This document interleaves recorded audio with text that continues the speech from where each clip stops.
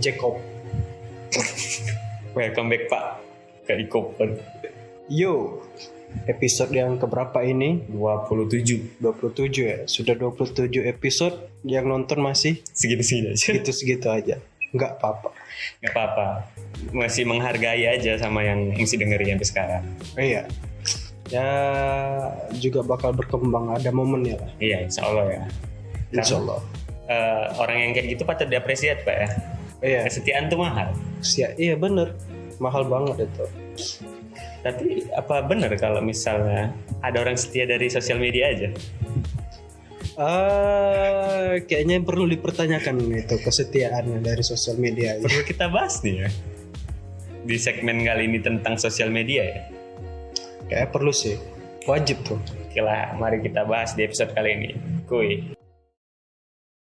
3, 2, 1.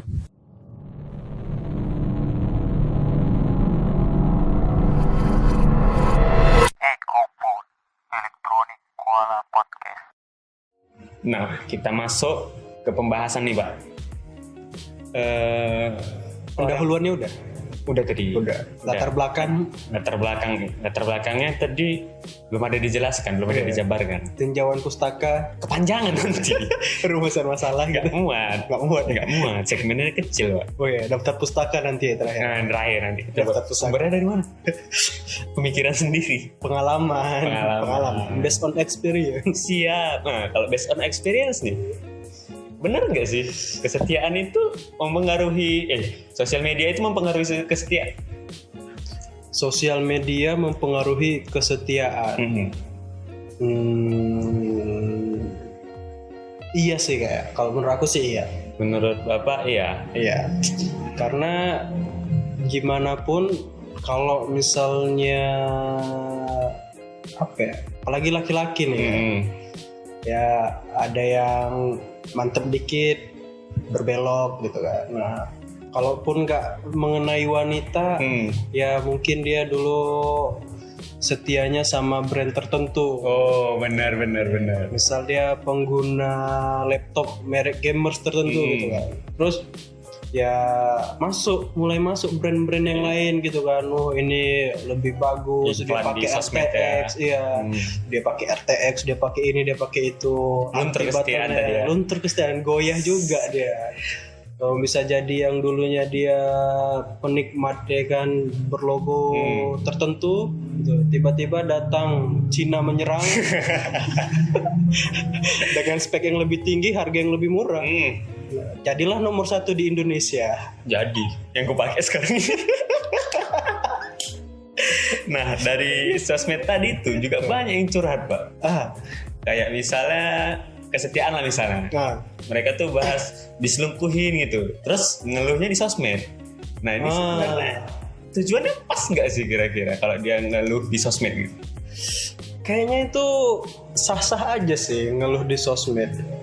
Soalnya gimana ya?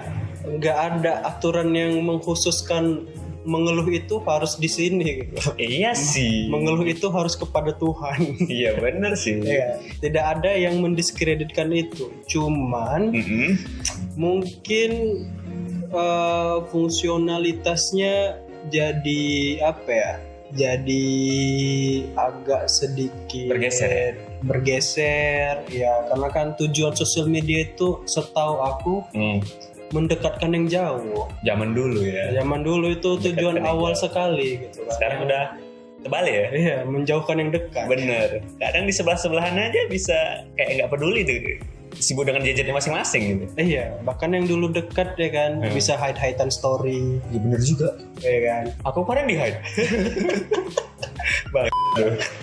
Sedih. Jadi kalau masalahnya sosmed jadi tempat curhat ya itu bukan suatu hal yang menjadi masalah. Sah-sah aja gitu ya. Sah-sah aja. Ya itu hak dia gitu kan mau curhat. Cuman impact-nya itu. Itu dia Pak. Impact-nya itu yang berbahaya. Kadang ada yang dukung gitu, ada yang support. Terus ada juga yang jadinya kayak nyalahin dia gitu. Itulah dia. Kadang ada lagi yang ngadu nasib. Aku benci kayak gitu. Orang udah cerita kesulitannya gitu kan. Iya. Dia malah nyambung dengan kesulitan dia sendiri. Kau masih mending kata. Lah aku kata. Aku benci kali gitu. Lah kau masih mending ya? Baru segitu. Aku dulu gini. Ya udah. Cukup dinikmati aja gitu. Kalau nggak bisa kasih solusi. Berarti kan kalau misalnya kita ngeluh di sosmed nih, secara umum nggak masalah ya. Tidak masalah. Tidak masalah. Tapi bergantung ke impactnya tadi, ya itu harus siap-siap lah ya. Ya harus siap-siap lah. Tapi ya kadang ada juga yang nggak direspon sih. Mengeluh sepanjang apapun ya ada juga yang bodo amat gitu. Santai aja ya. Faktor good looking juga sih. Kalau Anda good looking, Anda ngeluh, pasti Anda direspon. Apapun masalahnya, good looking solusinya. Anda good looking atau enggak Anda kaya, Anda ngeluh, pasti direspon. Nah kalau yang biasanya nih, aku tahu pengalaman lah. Pengalaman. Buka Twitter. Orang itu nggak langsung curhat gitu, tapi ke base dia untuk nyari aman. Jadi kan anonim tuh, nggak ada nama sendernya. Nah jadi kalau misalnya pun mereka dibully ataupun mereka itu nggak langsung ke orangnya gitu. Orang lain nggak tahu siapa orangnya. Jadi ngeluh di base itu termasuk solusi untuk saat ini. Cerdik juga ya strateginya. Iya, itulah fungsinya base kurasa. Tempat orang berkumpul tanpa harus menunjukkan identitas. Iya, mungkin itu bisa jadi sebuah solusi tuh.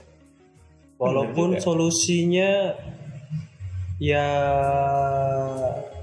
solusi. Jadi kayak dia misalnya ada masalah juga nanya solusi gitu kan. Iya. Nah kalau orang mau ngasih kan juga nggak apa-apa. Terus kalau orang mau bully juga ya nggak ada yang tahu siapa dia gitu kan. Tapi kadang ada yang bodoh dengan sok-sok bela itu sender. Jadi ketahuan kalau dia sendernya. Aku pernah baca kemarin. Blunder dia. Jadi dia sok-sokan di base gitu kan. Nah dia kayak aku juga pernah lo gini gitu. Ya ternyata ketahuan kalau itu dia. Ketahuannya? Aku lupa detailnya. Cuma akhirnya kayak ada balas-balasan tweet. Nah akhirnya ketahuan.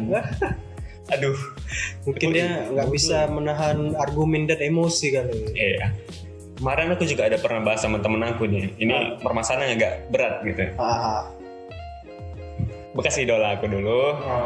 Seseorang yang pernah aku idolakan dulu. Dia melakukan kesalahan. Dan itu gak sekali. Nah, dia bilang gini. Coba pandang dari sudut pandang orang biasa, bukan sebagai fans katanya. Nah, apa yang dilakukan dia itu benar atau enggak gitu. Aku bilang kalau misalnya enggak pun aku pandang dari sudut biasa, aku sudut pandang fans juga, dia itu salah. Salahnya kenapa? Dia mengulangi kesalahan atau dia memperburuk keadaan. Nah, jadi solusinya kayak mana? Apa kau masih mau dukung dia? Tentu aku dukung, gue bilang. Kenapa? Nah, masalahnya gitu. Kenapa didukung katanya? Jadi aku bilang kalau misalnya kita support orang itu nggak mesti nunggu dia ada kesalahan. Kalaupun dia ada kesalahan, tetap support dia. Tapi peringatin juga. Kalau yang dilakukan dia itu salah. Bukan semata-mata gara-gara sebuah titik kesalahan aja. Kita jadi nggak support lagi sama dia gitu. Nggak respect lagi sama orang itu. Gitu. Jadi yang mau aku kasih tahu tuh kalau misalnya di sosmed ini memang harus hati-hati. Iya, ini sosmed ini udah bukan lingkungan yang private lagi sih. Iya, berbahaya. Udah berbahaya karena apapun yang kita sajikan itu udah seperti apa ya? Telanjang gitu aja gitu. Jadi konsumsi orang-orang ya. Jadi konsumsi orang-orang ya, kecuali private soalnya. Ya, private aja bisa bocor, Pak. Iya. Yang aku bilang ini kemarin dari private. Iya, masuk di akal. Iya, tapi private-nya akun private. Yang digembok. Yang digembok. Iya, digembok, Pak. Akunnya digembok, terus close friend. Close friend-nya yang itu dia. Yang kita kira selama ini teman gitu. Anda bukan close friend berarti salah pilih close friend dia, Pak. Entah ya, aku kira circle itu nggak ada yang jujur sebenarnya. Nggak semuanya tulus gitu, nggak semuanya. Nggak, pastilah. Pasti ada pastilah. Ya. Mau gimana pun ya. Yang tulus itu aku jamin lah nggak mungkin lewat dari 10 orang lah. 10 aja susah kali itu. 2 atau 3 itu udah paling rata-rata lah itu. Itu paling ini ya, paling deket lah biasanya. Iya. Nah, untungnya dia tuh good looking gitu. Berarti punya privilege yang Punya lebih. privilege di good looking, dan dia memang itu pandai menguasai hati orang gitu. Jadi mau dia buat kesalahan pun orang tetap balik sama dia gitu ujung-ujungnya. Beda masalah sama orang blunder tapi dia nggak good looking. Itu habis-habisan itu. Habis. Kan kemarin pernah ada juga. Iya. Tapi yang make up. Tapi dia bagus memanfaatkan keblunderan dan ketidak good lookingannya menjadi sebuah sensasi ya. Iya. Jadi kan dia membangun brandnya dengan sensasi personal brandnya kayak gitu. Mungkin dia menciptakan sosok itu dengan cara seperti itu. Tapi itu apa nggak malu gitu? Dia membangun brand atau image brandingnya itu dengan sensual atau negatif lah. Nah itu yang kita nggak tahu di belakangnya dia itu gimana kan. Soalnya ada juga public figure kayak influencer lah dibilang gitu kan. Nah, dia dulunya itu yang zaman-zamannya Yonglex. Nah, wanita ini memang diset sama bisa dibilang manajemennya gitu kan, atau orang-orang yang di belakang layarnya itu ya seperti bad girl gitu. Bad girl ya. Ya, public enemy-nya gitu. Memang itu udah diset, karakternya itu memang seperti itu. Berarti kan kalau image branding ini nggak semata-mata dari kita sendiri? Nggak semata-mata, mungkin ada kesepakatan dengan orang-orang tertentu gitu kan. Iya benar. Jadi menciptakan karakter si inilah di masyarakat untuk menaikkan yang lain-lain. Tapi aku salut sih sama yang kayak gitu, masih bisa bertahan gitu. Iya bisa dibilang mentalnya kuat. Iya mentalnya kuat. Dia itu nggak sekali dua kali dia kena hujat gitu ya kan. Bahkan sampai diteror gitu ya. Iya. Masih aja dia berusaha untuk buat konten lagi. Berarti kan dia memang ada usaha gitu. Orang dengan kesungguhan aja itu udah termasuk bagus gitu. Ada juga yang nggak mentalnya nggak kuat, begitu dihujat langsung balik ke asal gitu kan. Ada yang dihujat langsung pulang baru sekali booming dipanggil di TV gitu kan, blunder habis itu udah nyerah balik lagi gitu kan. Ada juga yang kayak udah melakukan kesalahan, baikan, jadi kawan gitu. Kontennya dari situ lagi. Ada yang dramanya di setting untuk menaikkan ini. Iya. Gitu. Tapi gimana nih? Aku ada pertanyaan satu kan. Kalau kita buat konten itu dia ada target pasarnya atau ke umum gitu. Misalnya YouTube lah. Kalau YouTube itu kayaknya apa ya? Aku kurang tahu detail ya. Cuman kalau untuk YouTube itu ada algoritmanya. Ada algoritmanya ya. Nah, jadi algoritmanya itulah yang menyusun konten kita itu sesuai dengan market yang mana. Kayaknya otomatis sih. Tanpa harus kita setting-setting. Kalau misalnya iklan kan beda lagi cerita gitu. Kayaknya pada dasarnya kayak cara kerjanya gitu sih. Algoritmanya sama kayak yang Instagram juga gitu kan. Semua punya algoritma masing-masing gitu ya? Iya, cuman itu kita nggak bisa tebak cara kerjanya gimana. Kayak misalnya Instagram dan TikTok gitu. Nah, kalau TikTok itu cepat gitu kan. Mau apapun tiba-tiba bisa pasti aja satu ya? ada yang FYP gitu videonya. Bisa. Kalau Instagram, kalau sekarang ya belum tentu. Agak sulit ya? Sulit. Nah, kalau itu juga sama YouTube. Kontennya itu yang aku masih belum apakah relevansinya itu berdasarkan hashtag kah atau deskripsi gitu kan, atau memang dari habit masing-masing user merekomendasikan video itu. Iya. Gitu. Kalau misalnya pertanyaannya kita ganti jadi orang yang udah punya nama, orang yang udah cukup terkenal, dia buat konten. Nah itu khusus buat followernya atau ke semua orang? Ini udah punya nama ya? Itu kayaknya khusus ke semua orang sih kayaknya. Ke semua orang ya? Ke semua orang, tapi dengan ini yang habitnya yang relate. Kalau aku sih jarang ada yang nggak ada masuk lagi pun di beranda YouTube aku tuh orang-orang yang terkenal buat inilah story apa sih namanya, ngevlog gitu kan, ngevlog kehidupan dia, prank, iya, beli Ferrari, beli ini, berarti kan bigger, enggak sih, enggak masuk. Algoritmanya itu bakal berubah kalau misalnya kita nggak ini lagi, nggak nyaksikan itu lagi gitu, atau kita nggak pernah beralih gitu ya. Gitu. Kayak aku belakangan lebih sering nonton One Piece nih dari YouTube kan. Muse Indonesia Enggak One Piece ya, orang cuplikan-cuplikan gitu. Oh, cuplikan. Jadi ya gitu, banyak rekomendasi masuk di beranda aku tuh ya One Piece sekarang. Kalau kemarin-kemarin itu podcast horor gitu kan. Iya. Nah, jadi banyak yang horor gitu. Jadi dia dinamik sih. Kalau untuk apa ya? Kalau untuk rekomendasinya itu kayak sifatnya dinamik dalam jangka waktu tertentu gitu. Soalnya waktu beralih dari horor ke yang lain gitu kan, podcast horor ke yang lain itu antara selang 2-3 hari aja aku rutin buka yang lain, itu genrenya langsung berubah atau rekomendasinya langsung berubah gitu. Cuman ada beberapa yang tetap gitu kan. Ya dikit lah ya. Dikit yang tetap, itu pun kebanyakan yang aku subscribe sih. Oh, karena di subscribe. Iya. Jadi bertahan ya? Ya, jadi bertahan ya. Walaupun jarang ku tonton, tapi kalau di subscribe itu tetap masuk di beranda. Oke. Aku sempat ini berdebat dengan teman yang gue bilang tadi. Itu masalah itu tadi, dia buat konten tuh kan. Terus orang bukan nggak suka, memang dia salah gitu. Buat kontennya kayak gitu, orang nggak suka. Nah, dia tetap konten. Nah, itu yang salah kita yang tetap lihat, atau dia yang tetap berusaha buat konten yang salah walaupun udah dikasih tahu itu salah?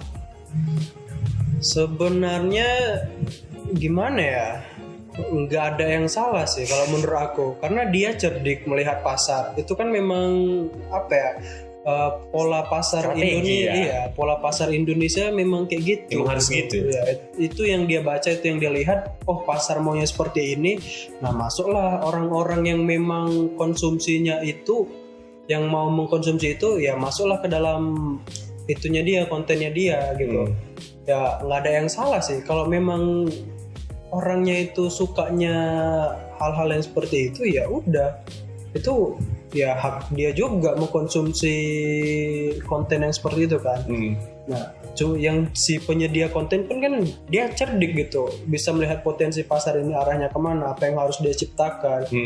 Kalau memang si audiensnya nggak suka itu, ya udah, audiensnya aja yang cabut. Ini kalau dari sudut pandang bisnis kali ya, kepentingan ya. Iya. Kalau misalnya dari sudut pandang ya orang tua, kan banyak yang bilang udah nggak usah ditonton gitu. Ya terakhir orang tua ikut emosi gara-gara dia tebar kayak gitu. Aku suka bingung gitu kayak gitu. Jadi aku bela yang mana nih? Bela yang nonton atau bela si pembuat kontennya itu, konten kreatornya. Jadi aku bingung gitu, serba salah. Mau didukung nanti ya dia memang salah, tapi dia cerdik. Sedangkan yang nonton ini ya gak usah ditonton, nggak masalah gitu kan. Tapi satu sisi dia ngajarin yang salah gitu. Jadi aku agak bingung gitu. Nontonnya jangan di depan orang tua. Itu yang betul. Bener juga sih. Tapi percaya nggak sama yang namanya hukuman sosial? Percaya. Itu lebih kejam itu. Wajib ada itu ya. Itu lebih kejam itu. Itu sih yang paling berat sih. 11-12 sama hukum rimba tuh. Iya ya. Ya, sosial itu kita nggak tahu dia siapa, suka-suka dia sekarang mau menghakimi gitu kan. Iya benar juga sih. Nggak ada aturannya, nggak ada prosedurnya. Anda siapa bisa menghakimi gitu kan. Iya juga ya. Itu ganas itu. Oke lah, mungkin ada nggak nih pendapat-pendapat dari listener tentang hukuman sosial ya? Iya, hukuman sosial. Hukuman sosial ini kayak mana nih? Sebenarnya itu perlu nggak untuk influencer? Bukan, introspeksi. Introspeksi diri, atau itu terlalu kejam gitu? Sebenarnya itu fungsionalitasnya lebih kemana? Untuk introspeksi atau kekejaman itu sendiri supaya orang jerah? Berlebihan berarti. Berlebihan. Brutal. Brutality. Bahaya memang. Bahaya tuh. Kalau masih dalam batas wajar ya So bisa lah ditoleransi ya kan. Bener-bener. Ya, kalau udah sanksinya menghujat, somasi gitu kan, sampai didatangi kayak kayak komika yang blunder waktu itu gitu kan. Ya satu sisi kasihan juga orangnya. Tapi berlebihan, Pak. Ya dia pun buat konten tuh nggak kayak ngasal kan. Iya. Yang penting diterima orang gitu. Tapi dia nggak tahu itu diterima baik atau buruk.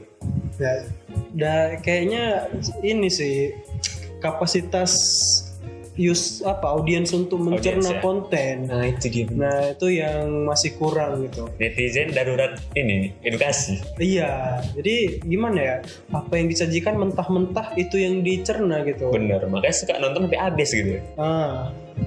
Apalagi ada yang provokator ya kan. Ini udah panas untuk supaya panas buzzer. Dibayar itu. Iya, kayaknya sih gitu. Nggak tahu lah ya. Ya saya sih politik ya, tapi kita nggak usah bahas ke situ. Nah, itu. Mungkin rumit memang nggak bisa ditebak ya. Nggak bisa ditebak.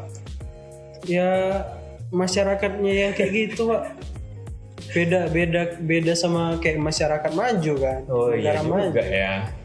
Bener, balik lagi ke tadi, netizen kurang beredukasi. Iya, kalau menurut aku sih karena apa ya? Karena cepatnya pertumbuhan, jadi nggak diimbangi dengan edukasi yang bagus gitu kan. Sekarang internet udah masuk ke pelosok-pelosok gitu. Yang dulunya belum masuk, sekarang udah masuk.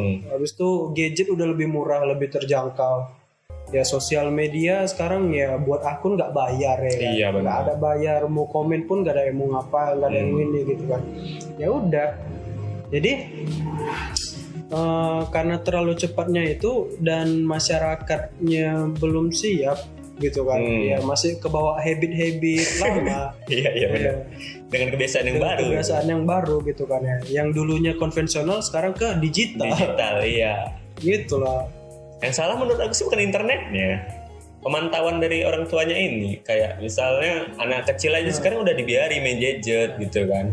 Nah itu kan dia jadinya bisa belajar sendiri, tapi belajarnya itu nggak ada yang bimbing. Nah di situ letak kesalahannya sebenarnya. Kalau menurut aku. Gimana kalau misalnya orang tuanya juga kurang edukasi? Iya juga. Nah bisa jadi yang tadi kita bahas. Iya. Ini menimbulkan pertanyaan besar dia aku. Jadi sebenarnya butuh edukasi ini apa memang benar-benar skala besar? Iya. Luas gitu ya. Nggak bisa ini sih. Kalaupun itu perannya dari seluruh golongan yang memang udah cerdas ya cerdaskanlah yang belum cerdas gitu kan. Bukan diem aja gitu ya. Bukan diem aja, bukan dari bukan semata-mata peran pemerintah juga mewajibkan itu. Masa semua salah pemerintah sih, Pak? Nah, iya, makanya. Jadi kan yang memang pikirannya udah open minded, ya di open minded karena yang masih close minded gitu. Iya benar. Intinya menurut aku kita belum siap. Iya, memang masyarakatnya yang belum siap. 200 berapa puluh juta. Dan itu nggak bisa kayak misalnya dari kota ke desa aja udah beda-beda ya. Iya. Mindsetnya aja juga udah beda. Habitnya beda. Gitu kan. Tapi kalau misalnya pemerataan teknologi gitu? Pemerataan teknologi kalau nggak diimbangi dengan edukasi sama aja, Pak. Sama aja ya. Sama aja. Benar-benar. Jaringan itu kan teknologi juga. Sekarang kuota udah lebih murah. 4G udah di mana-mana masuk ke pelosok-pelosok. Berarti kan memang ada harus keterlibatan dari pemerintah sih kalau misalnya itu, karena dengan adanya teknologi masuk ke satu desa aja itu kan udah perlu izin pemerintah juga kan. Iya. Berarti kan perlu ada edukasi sebelum jaringan itu masuk gitu, teknologi itu masuk. Memang sedikit-dikitnya pun harus ada peran dari pemerintah itu sendiri. Tapi edukasinya gimana ya? Kalau misalnya kami mau bangun jaringan nih di tempat kalian. Fungsinya untuk apa? Kalian buka sosmed ini aja ya gitu. Ya, jangan termakan di ini gitu ya. Gimana cara edukasi ya? Ini juga ya. Edukasi yang kayak mana ini? Edukasi yang gimana? kayaknya bisa dimanfaatkan melalui televisi. Karena kan kalau orang yang pelosok-pelosok mungkin masih sering nonton televisi, gitu kan. Masih udah banyak sih sekarang iklan-iklan edukasi di TV gitu, nggak cuma di radio. Kalau biasa kan di radio kita dengar iklan layanan masyarakat ini. Masyarakat gitu kan. Gimana cara memilah konten yang hoax gitu, benar-benar. Yang enggak gitu kan. Ya, habis itu ya kalau misalnya menemukan ini apa yang harus dilakukan. Oke lah, mungkin kita batasi aja ya pembahasan kali ini ya, karena udah terlalu jauh ini dia. Jauh banget kayaknya. Oke lah, makasih yang udah ngedengerin, juga maaf apabila kita ada salah persepsi ini. Iya, ini opini kita. Nah, ini opini kita, sekali lagi kita tekankan ini opini kita, bukan maksudnya menggiring opini ke kalian gitu. Ya kalau misalnya setuju ya boleh gitu kan. Ya kalau nggak setuju ya kalau mau diskusi ya boleh aja. Boleh diskusi. Nggak dilarang gitu kan. Nah, namanya kan kita punya opini masing-masing gitu. Benar. Ya, nggak ada diskredit ke siapa-siapa gitu. Oke lah, sekali lagi makasih buat yang udah dengerin, pantengin terus podcast kita ya Pak ya. Yuk, mungkin next time kita bakal bahas yang lebih menarik lagi, atau bola yang kemarin mau kita lanjut. boleh. Kita pindah ke Serie A ya. Serie A, La Liga gitu kan. Oke lah, bye Pips. Ciao.